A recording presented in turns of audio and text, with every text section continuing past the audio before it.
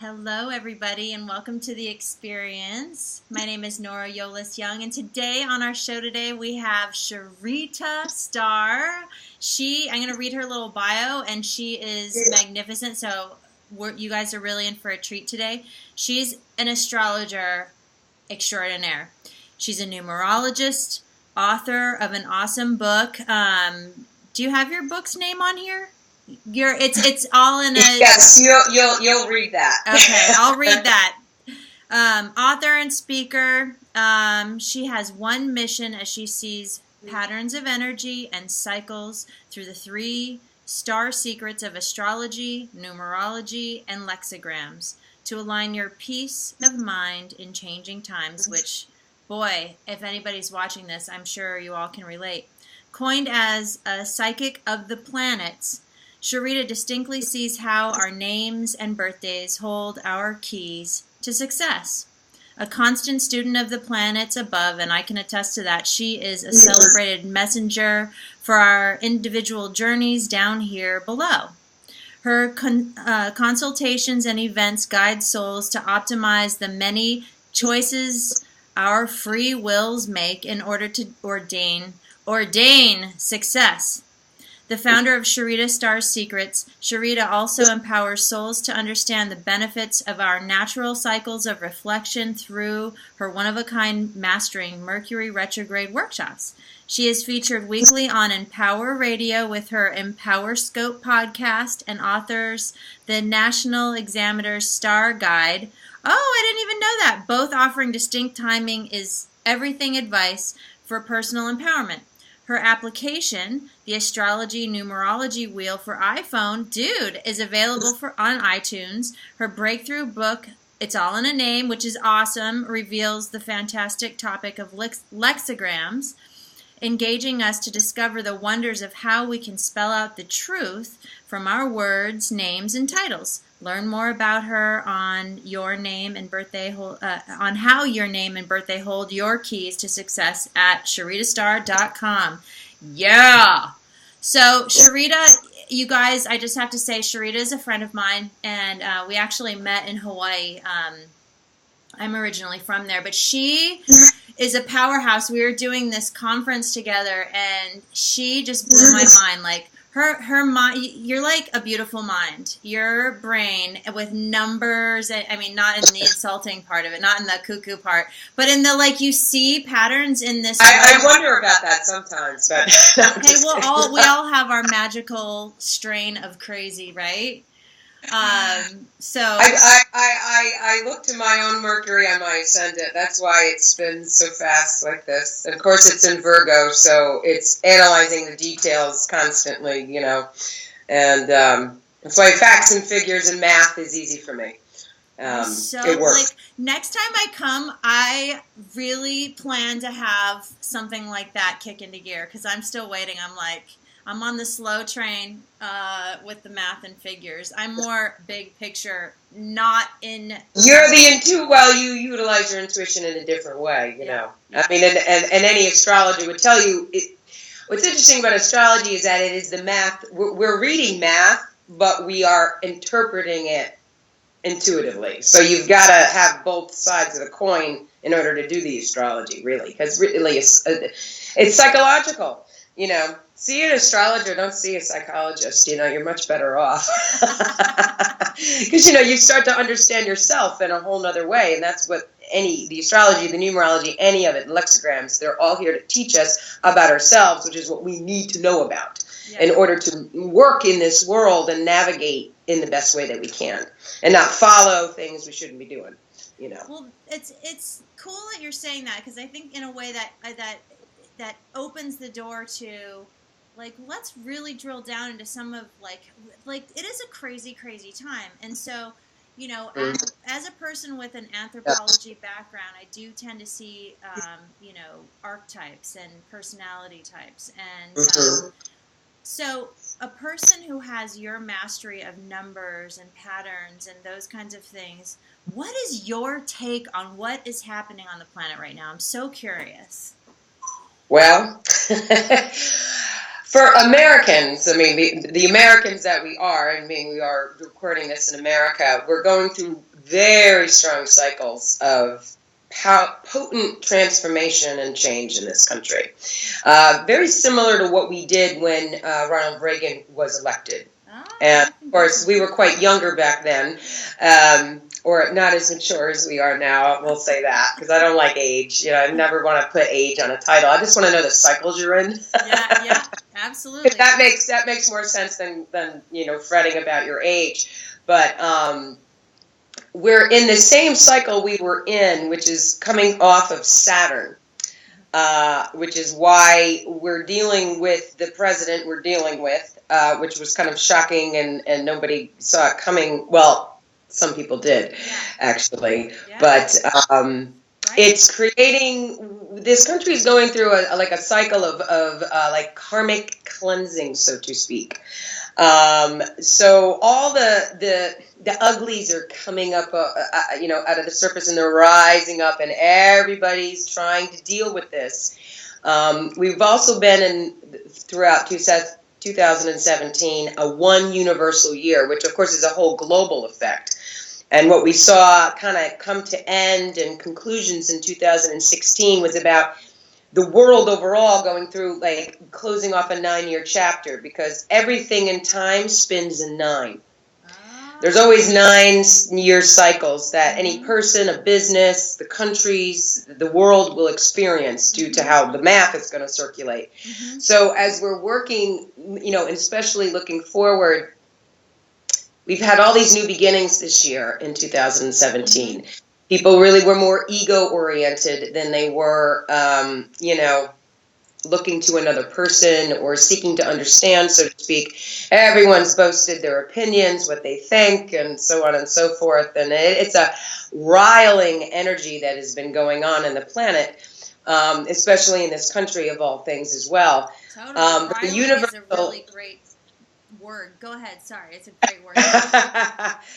And so as we look to 2018, we're going to shift. So we're going from a 1 energy to a 2, which is much more sensitive, much more emotional. Even though we think it's all been emotional so far, now we want to heal the emotions. We want to nurture those emotions. We don't want to shove them under the carpet anymore. It's a feminine energy that is really going to guide 2018 very strongly. So that what you're seeing, and of course we've been seeing this, and this is a global thing, not just what's happened in the States, but how this whole sexual conversation is going on, and the things that are not quite right and obviously inappropriate per se. So you mean like the Harvey Weinstein, like all of the sex scandals? Yeah, he kind of kicked off the whole conversation, right? Well, so which of course chart indicated was about to blow. Wait, say that again? I said his chart actually indicated it was about to blow. Oh, really? Trump's chart? Not just Trump. Well, his chart indicates quite a few things too. But no, Harvey Weinstein's his chart certainly indicated he was going to become exposed, the secrets were going to come out, and boom, Really? But this whole sexual conversation has a lot to do right now with the transit of Jupiter in Scorpio, which it entered back in October. And Jupiter, of course, is the planet that's going to ask us to look at the truth and see what the truth is. And it's transiting through the sign of Scorpio, which Scorpio is the highly sexed sign of the zodiac. So it's going to bring up sexual conversation. Right? Like all you Scorpios out there know what she's talking about. You're a horny lot. Right? Well, passion is part of their picture, so they are passionate about things, but of course they need that energy in their life on some level. And that's where, like, Kundalini yoga comes into play, because, that's working with that chakra. Is when you get into doing like Kundalini yoga, that's part of a Scorpio energy that goes on there. So, good stuff. But working with 2018 in a positive way there's a lot of healing to be done.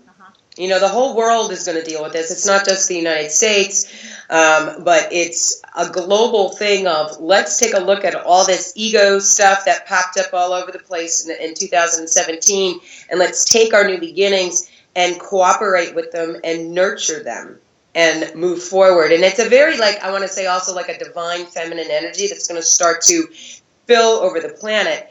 And we also have, what's interesting, because a 2-guided year is ruled by the moon, which is why, and the moon in astrology is all about emotions and our feelings and what we can do to nurture something. Equally, how we can stop worrying and shift that space of worry to concern, which is the only way we're going to get a solution. That is so true. Oh, you know, the worry is the hamster wheel. It's always going to just keep churning. If you want to choose the space of worrying, you're never going to get anywhere. Right. You know, I you're just come from a family heritage, and I'm not going to name any names, but you know who you are, people. That unless you worry, you're not doing good. And I just remember as a kid learning that and thinking, that just seems crazy. And now we know more about how the law of attraction works. And it's like, do you really want to invite that into your life? You know, do you really want to worry on the minute details and that? So do you think that the divine feminine energy coming in is a part of that reconciling of that ego masculine that's falling away? Mm-hmm. And that's so cool that you can see that in numbers and planets, and that's really wild. It's fun, and I kind of had a real busy plate in the last couple months. So I normally write. This year I had written a year ago about 17 was being the light. You know, we were really meant to be the light in 2017 because that's the positive side of what the year overall wanted for any of us. Like, really take your initiations and think about it like a candle burning. You know, it's steady and it's fixed and it's in one place. It's not all over the place. It's a centered, grounded energy. So if people kind of honed in on that a little bit, they had better success with the filtering of what needed to be happening this year, because there was just so much conflict and you know, the energy coming at us it's a bit of a wallop, you know. So we need to not take that on personally, you know, and understand what can we do on a personal level to, you know, to make it better. So in 18, what's happening is, being it's a lunar-based year, really understanding how every new and full moon are falling out, but more importantly, how the eclipses are going to be affecting us, the solar and the lunar eclipses. And oddly enough, we have 5 of them this year, which is unusual because they usually just come in they come in pairs, and they come about twice a year. But as we open up at the close of January, we'll have a lunar eclipse. And then 2 weeks later, on the 15th of February, we'll have a solar eclipse. And they are going to mirror the ones we had last August. Really? But they're going to be flipped, meaning the solar eclipse in February is going to be in the sign the lunar eclipse was on August 7th, and that great American eclipse that happened on the 21st, that's going to be the lunar eclipse reflection. So the things that we've been seeing working through our lives in the past 4 months, by the time we get to January, February, it's like that energy is going to shift. So whatever we were initiating, we're meant to now take time to reflect. And what we were letting go of, we're going to find we've made space for something new to show up. And then the summertime is going to be fascinating. Let me pause you there for a second, because I want to talk about that eclipse. I want to talk about how you see the potential from the planets, and then how it plays out from your point of view. Like, what do you think? Did we do something? Because I know I was, you know, me and a lot of people were really focusing on being the light and bringing a lot of meditative energy. Yes. Did that show up in the stars? Does that show up in the planets? It does, but of course, looking at like aspects of, it also depends on your chart. Right. It depends on who you are and where did those eclipses hit in the natal chart. It's going to tell you your personal story of how are you navigating that eclipse and what is it asking you to do. Where were you meant to reflect? Where were you meant to be, like, really seeing this surge of initiation? Because also that eclipse on the 21st of August was a total solar eclipse. So it was huge. I mean, the effects of it were very energetic. Just like we just had a full moon on Sunday that was like the super moon, you know. The energy's just really exposed. I didn't sleep. Oh, I wasn't sleeping either. Yeah, it was very challenging. And I had parties, and I was working, and my energy was up anyway. But I'm very bad on full moons. I always, they light me right up, you know. Yeah, so. I hear you, girl. Yeah. Okay, so keep talking. I'm sorry I keep interrupting you. I gotta just. No. You're all good. I like the questions. You know, I get going, and then you got to stop me because I could just talk. You know. I love it. It's that Mercury. But so the lunar eclipse that happened last August was in Aquarius, which is about really taking our humanitarian things we need to reflect on and work with that and let go of what we don't need. And the solar eclipse on the 21st was in Leo, which of course is about the self. It is about looking to how you can, I also want to say with Leo, how you can put your heart into whatever new things you're meant to be doing. Like if your heart's not into something, for Leo, they're not going to bother.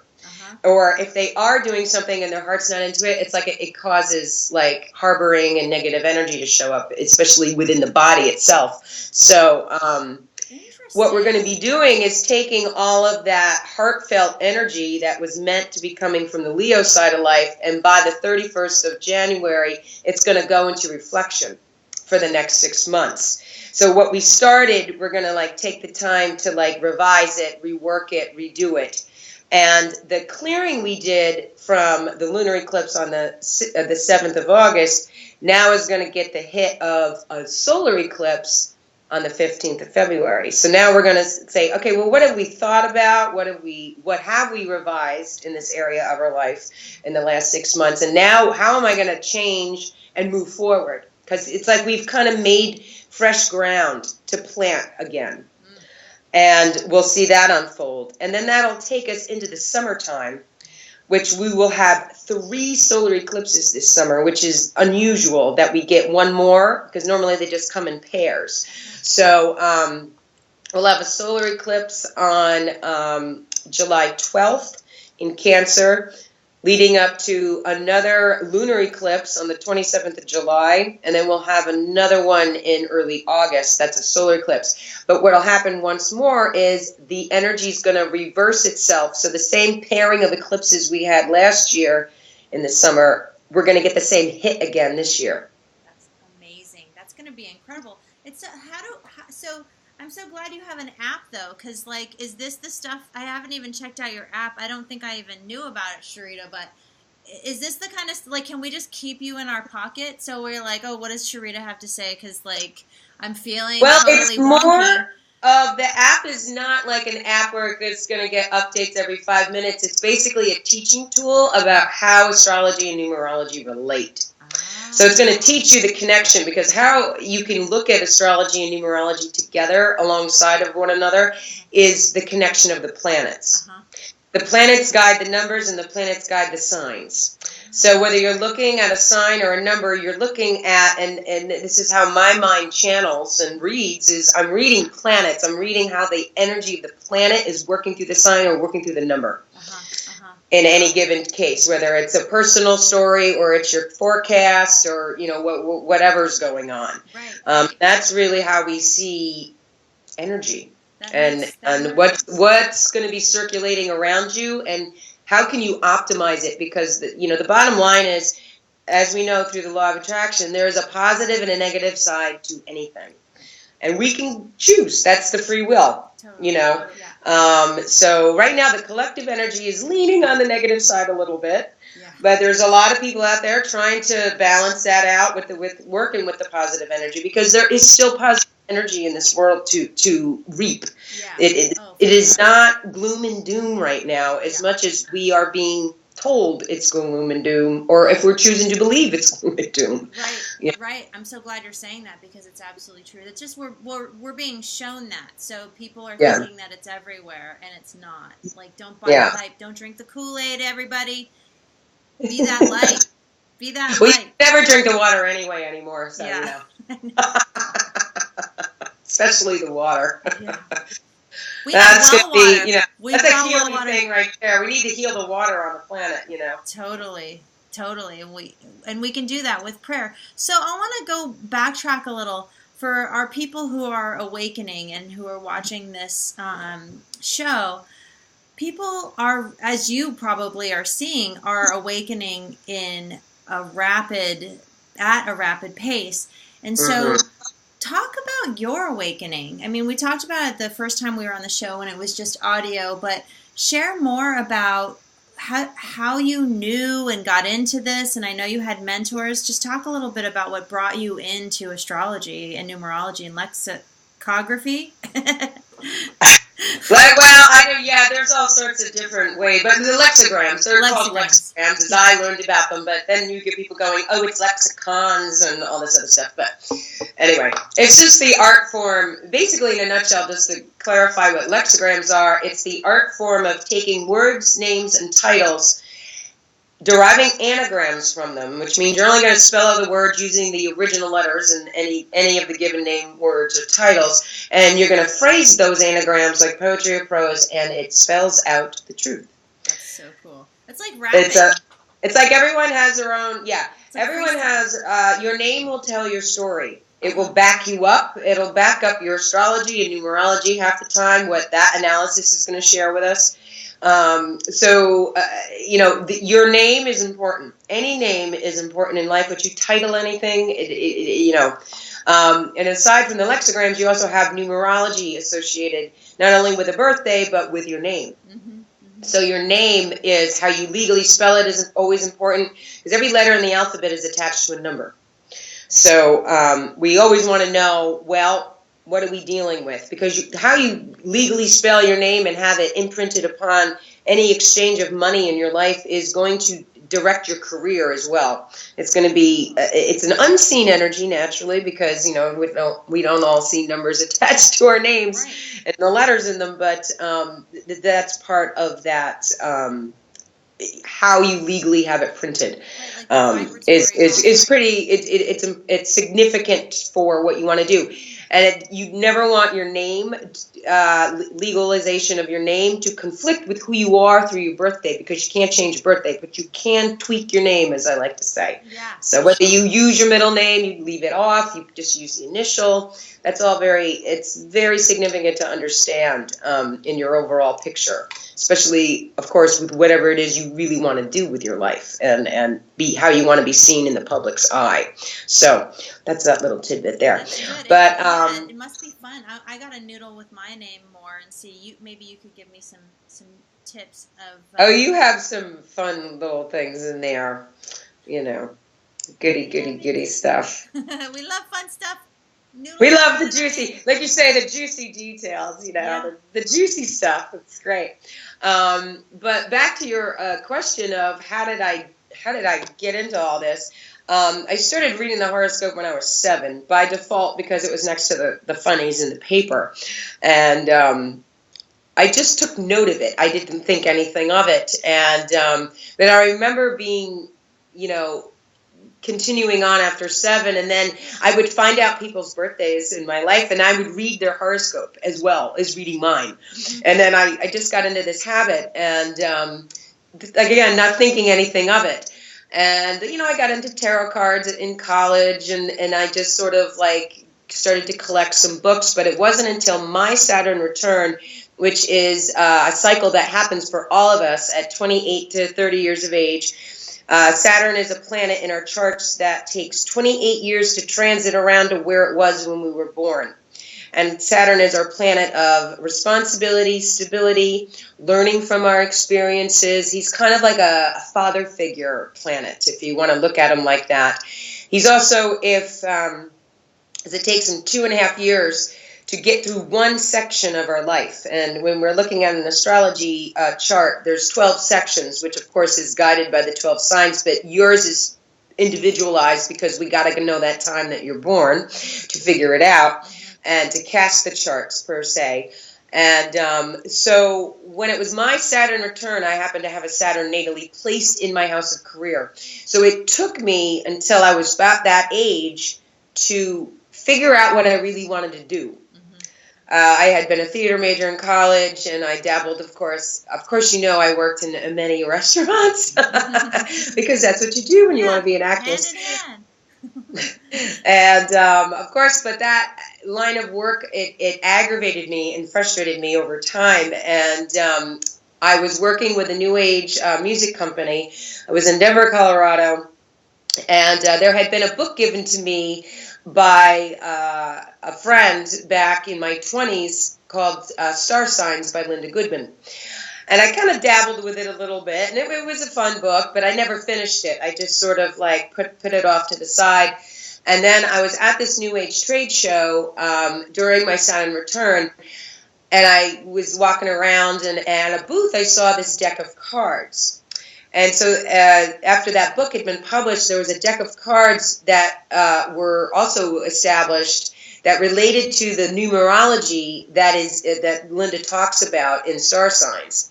So I was like, oh my God, I got to go home and read that book. It was like this big voice in my head at the time. So I went home to New York, where I was living at the time, and dug the book out, and I started reading it, and I finished it within a week. And it stunned me how it sunk in all of a sudden.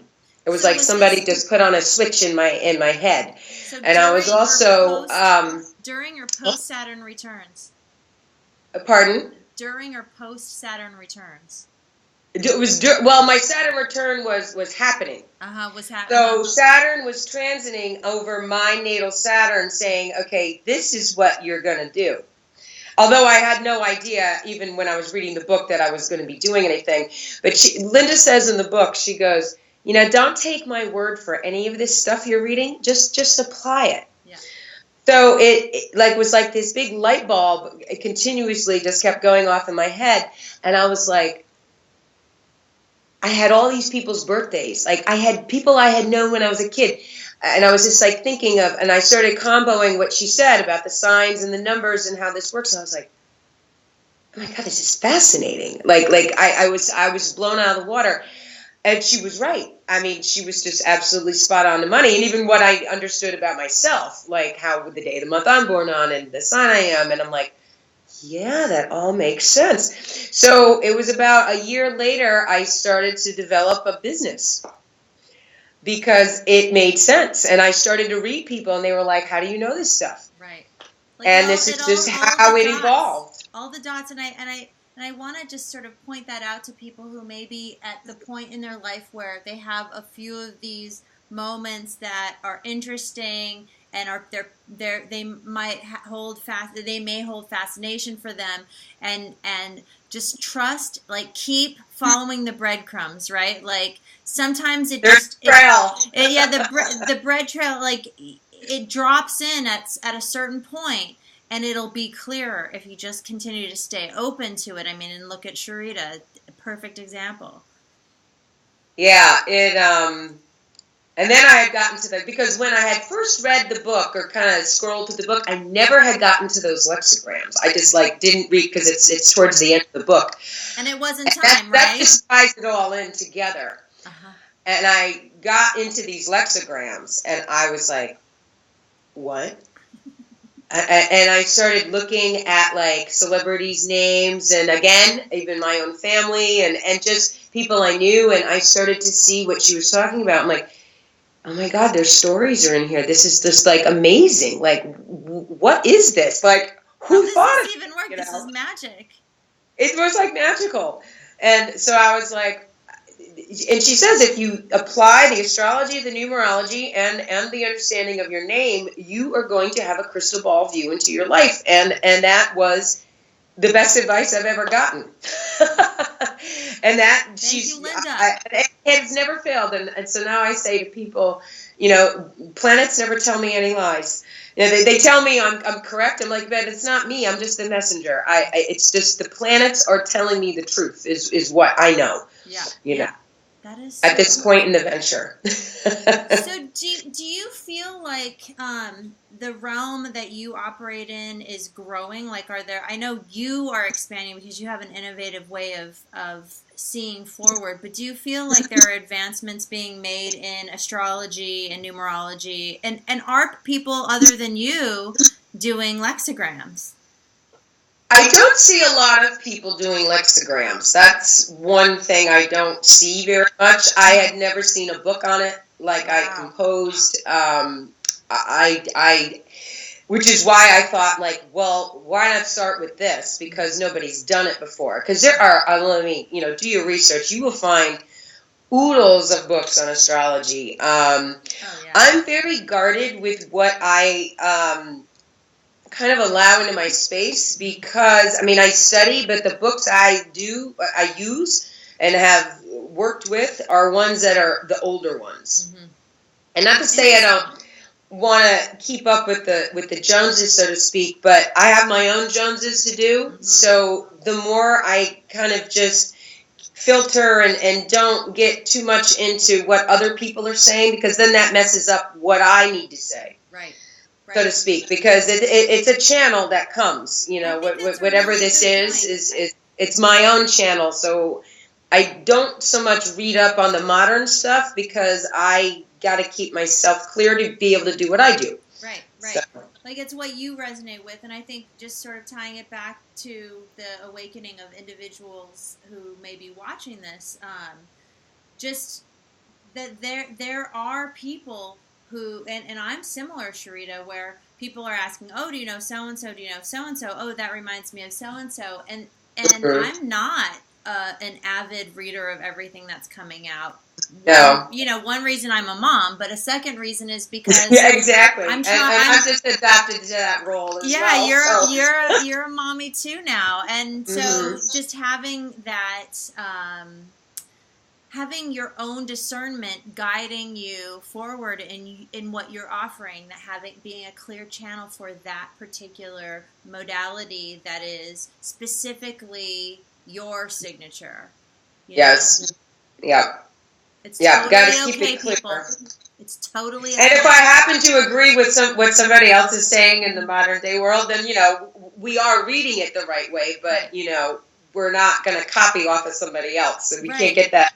Can't get that in the head, Yeah, don't feel pressure. I think I've even remember having a conversation with you, and this is common too, like the whole credibility issue, where it's like, well, so and so says you're not credible unless A, B, or C happens, and it's like at the end of the day, right? Like, you have to own your stuff. You have to take ownership of your stuff, and then it will be yours. And if you're an avid reader, like, I'm not gonna poo-poo that at all. Do it, like I'm doing research for my book, but do it with your own guidance. Yes. That I have, kind of, that's my routine. Yeah. I have too many books, but that's okay. Except when you're moving, books. Right?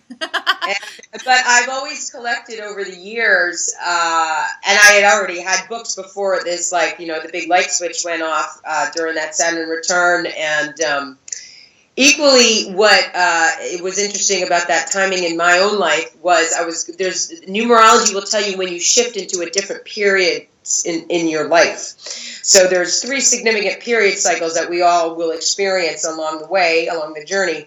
And I was also going through a numerical big shift at the time. I was finishing what they consider your first period in numerology is your learning and self-discovery. Mm-hmm. So I had gotten to the end of it. And then I was ready to let the talent come out. And the second period is emerging your talent, which you do for 27 years until you get to the third period of your life, which typically it's always surrounding the Saturn time, because you're going to get another Saturn return when you're 50, like 58 to 60. So, and then the Chinese will tell you, which is fun. And I dabble in the Chinese astrology. I don't consult with it, but I pay attention to it. It's also a fascinating form of analyzing a person and tapping in. And when you're 60, you are, because your Chinese zodiac animal circulates every 12 years. Right. So and every year between, when you're born and when you turn 60, it's in a different element. Mm-hmm. So each of the 4 times it's going to come back before you're 60, it's in a different element. When you're 60, it's the same element during the year that you were born. And the Chinese will tell you that's when your greatest wisdom shows up.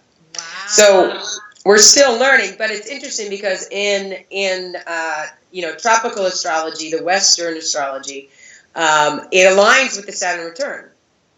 And then again, somewhere along, depending on your number and your life path, your period cycle is going to shift into the next one, the final one that you'll live out for the remainder of your life. So it all is, it's all intricately little like do. Well, my husband is he must be heading for a second Saturn return, and it's not funny, but it's cool to watch his awakening because he's just it's happening. It's cool to see. Yeah. It's like, people, and you know this, that, our world, part of what is so challenging for humans today is that we live in this technology that is so fast that we, number one, can't keep up with it in the first place. I mean, you couldn't read all the information that there is available on this planet today. I mean, you would have to have a clone just to do that all day long. Yeah. So, or an implant. Yeah, and everything is like Insta now, and Instagram and the social media, and these people feeling this need to constantly be inundated. Just inundated with information in their head, and there's no reflection. Yeah. And everything that astrology teaches us is how to reflect, how to take time to do that. And I think a lot of people are more afraid of reflection than they should be. Yeah. Because we need downtime. I mean, and we don't get the downtime like we used to years ago. Especially in the last, since the turn of the century. It's just accelerated so fast. Yeah. I mean, it took me until 2006 to get a cell phone.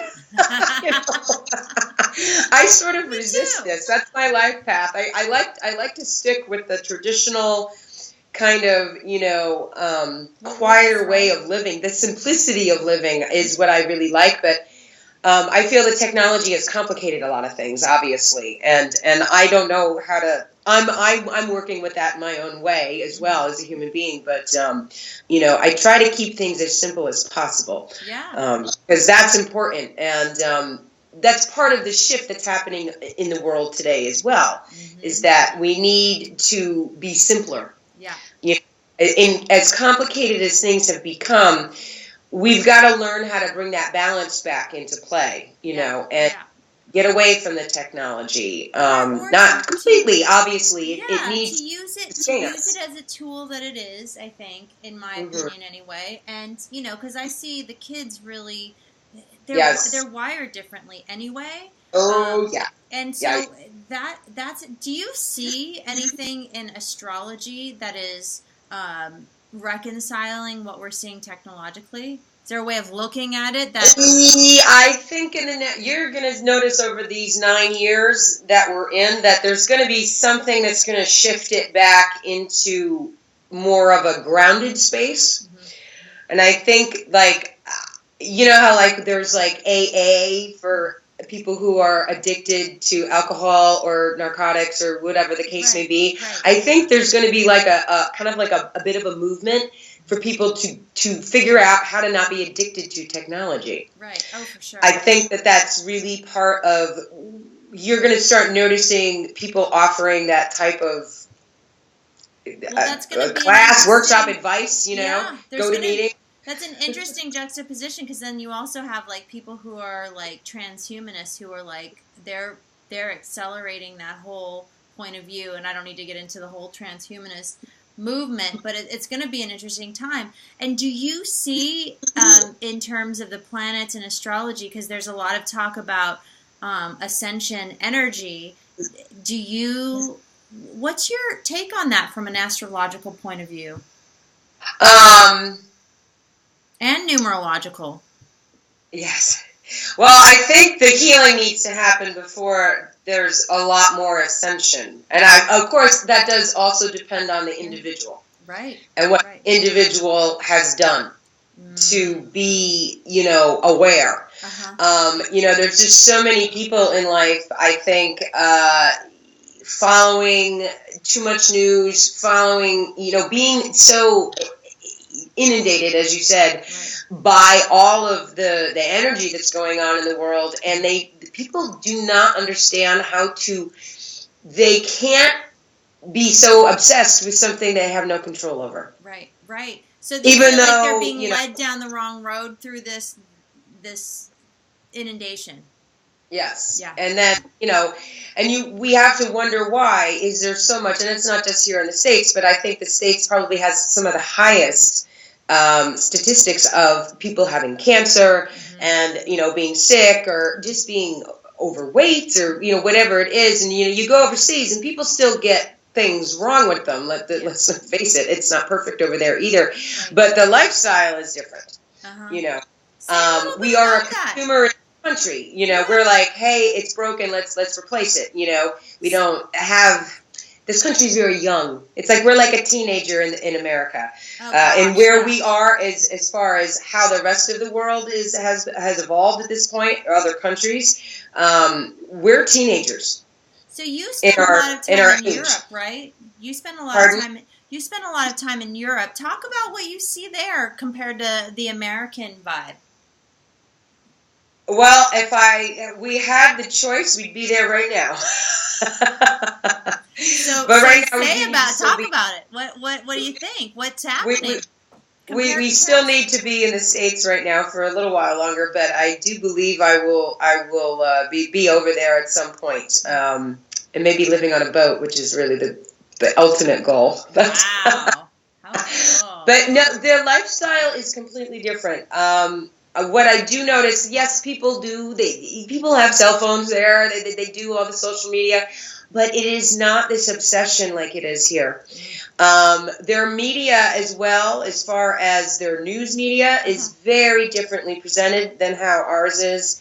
There's not 20 million things on a screen at the same time. It's one guy or woman talking to you about what happened today. And they, have obviously the perspective of how they view the States, which it's interesting to see the news on that, in that capacity. But people live a very much more relaxed lifestyle there than we do. They give them more vacation.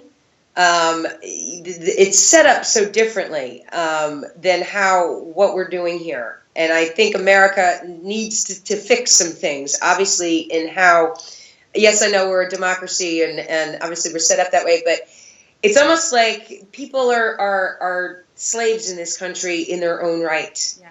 Because nobody gets ahead unless you're the super rich. Yeah. Nobody's getting ahead here. Everybody's in debt. They're paying for this. They're that doesn't go on over there like it does here. Wow. And the food. They don't allow Monsanto. They don't allow GMOs. You don't have to worry so much about getting your organic food and paying $50 million for it because over there it's not allowed. Yeah. That's awesome. So like I said, the lifestyle across the board is it's so much healthier. And it's so much more low-key that way because they know how to relax. And they do know how to take time out. But it's a hustle here in this country, It's intense, it's brutal. Yeah, it is. It's hard to find balance. Yeah. Yes, it is hard to find balance in America, depending on, well, again, what your free will is choosing to do and how much you're being, I want to say deceived or fooled by anything else going on. I mean, because, it's just something to consider. I mean, people get to choose whether or not they're being fed a line, right? But most people have fallen for it hook, line, and sinker. Oh, yeah. Unfortunately. They go like, Yeah, sister, I know. I'm with you. But so we just have a few minutes left. Tell me about what's next for you. What excites you? It sounds like you may be moving to Europe. What else? Oh, that won't be for a number of years. That's probably, if anything, it's about... It depends. There's a few things working that may or may not allow that ability, which of course deals with being a mom at this point, and what would be the best for that, which there's still some legalities on some ends working working out. Not to get too into it, but yeah, I mean, needless to say, you're with a lovely European man. Yes. And you guys are planning your future together, and that's super exciting. Yes. And right now, actually, what we did in the past 2 months, we had done a big move. So we've settled in. We are in a very, very nice new neighborhood. You know, we're living on Park Avenue, but it's not in New York City. I fell for that. But it's still Park Avenue. Like, dude, wow, congratulations. I know. I love that when I posted that on Facebook. That was like the most hilarious thing. I'm like, but there's other park. I didn't say what city I was in, did I? But well, one of the things I do have that I'm always very excited about is the latest Mastering Mercury Retrograde workshop is available to take it home, because we are in a Mercury Retrograde until December 22nd right now. Yeah, you may it just started on Sunday. And the next couple of weeks are a little turbulent as far as, you know, what Mercury Retrograde, for those who may not know what it is, it's a very, what I find about it, it's a very feared cycle in astrology, where people go, and they start complaining, and they resist it, and Mercury Retrograde is set up so that we can take time to reflect. And I think that's why most people fear it, because they don't want to chill out. Yeah. They don't want to reflect. They don't want to slow down. They don't want to take time to just I use the analogy, put your car in neutral, take it out of gear, put it in neutral, tap your brakes, and do not put your foot on the gas. Yeah. Mercury retrograde cycles do not want us to initiate for the future. Mm-hmm. You're not supposed to be looking at the future. You're supposed to be getting on with the past. Just and let it, like, marinating. Is it marinating? Let it marinate. Yeah. Well, and what's funny is when I push myself during Mercury retrograde, I get the drops. He's like, I trip, I drop things. That's exactly what we do. Yeah. Human error is highest under Mercury retrograde than it is under any other time of the year.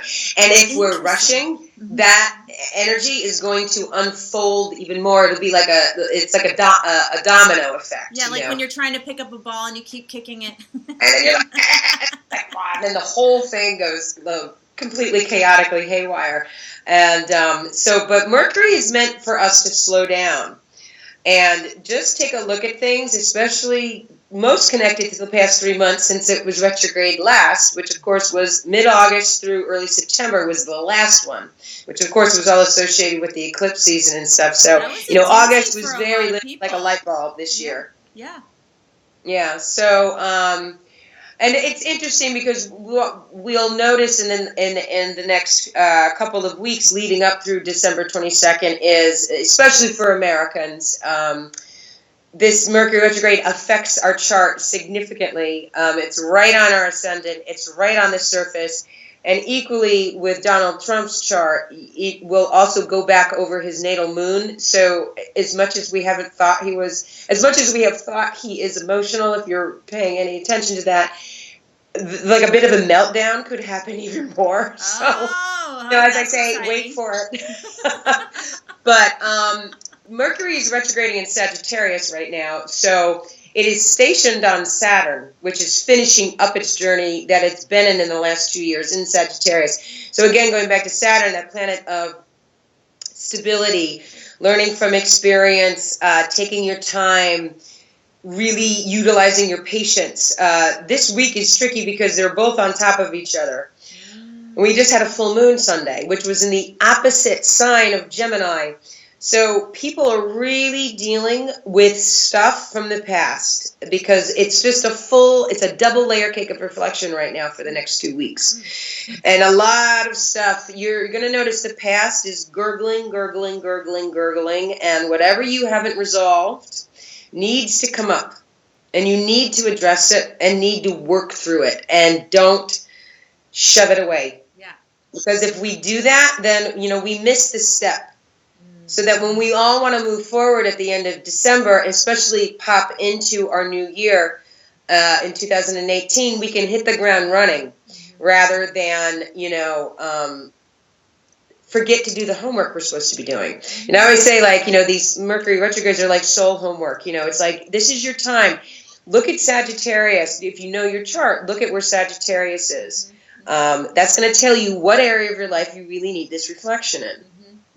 And I cover so much stuff in the workshop about, how to work with all of it. So that's at masteringmercuryretrograde.com for anyone that's interested. And I also have it very specially happy holiday priced versus the normal. So it's a take-it-home workshop. It's an MP3 recording with workshop notes and a little bonus. Oh, so awesome. It's all good stuff. Deals. So do you also have any events coming up? I take very low schedule under Mercury retrograde. Yeah. I have private events I'm doing this month, but I do not have anything hugely planned yet for 2018. I'm just taking, because I practice what I preach. Yeah. And I've just moved. It's been an interesting fall for me. Because I had to take some time off of work, which I was, easily able to do, packing up a house and moving into a new space. So I do plan to do a lot more things in my area, but I know I've got lots of stuff happening down in New York City too, which is where I'm up in the Albany area, New York, near the Berkshires and all that kind of stuff. But I'm anywhere between the Hudson Valley, New York City, New Jersey. I have car, will travel, That's so good. Yeah, because people who are watching this, especially in that area, are going to want to contact you. But you also do stuff over the phone, right? Oh, I do. Any session I do can be done on the internet, or I have a conference line. So I basically, most consultations, it's very beneficial to get that recording so that you can listen back, because, depending on the level of reading and the level of the reading you want to have, the depths and the details you'd like to go into, having the recording to review the paperwork I give you in grave detail will also, it's handy. So I like to have people record the reading so that it's benefit, because I have people tell me that time and time again, oh God, just having the recording to be able to keep going back is fantastic. Yeah, it's the gift that keeps on giving. Yeah, I'm accessible anywhere. I mean, I have clients in Japan and Italy and France, you name it. And Canada, I don't need to be in front of you physically. Well, and I highly recommend it. I count on you, and I love having your insight, and I'm just so grateful to have you on the show, and thank you so much. And to be back. I know this is like kind of a new version of what you were doing before, which is nice. Because that means you revised something and you followed your Mercury retrograde too. Oh, that's for sure. Oh my gosh. Well, we'll talk off the air. But I just want to thank you for joining us. And thank you so much for having me. And get happy Sharita's reflecting. book. Yes, thank you. And get Sharita's book. It's all in a name. And you can find out more information about her on sharitastar.com.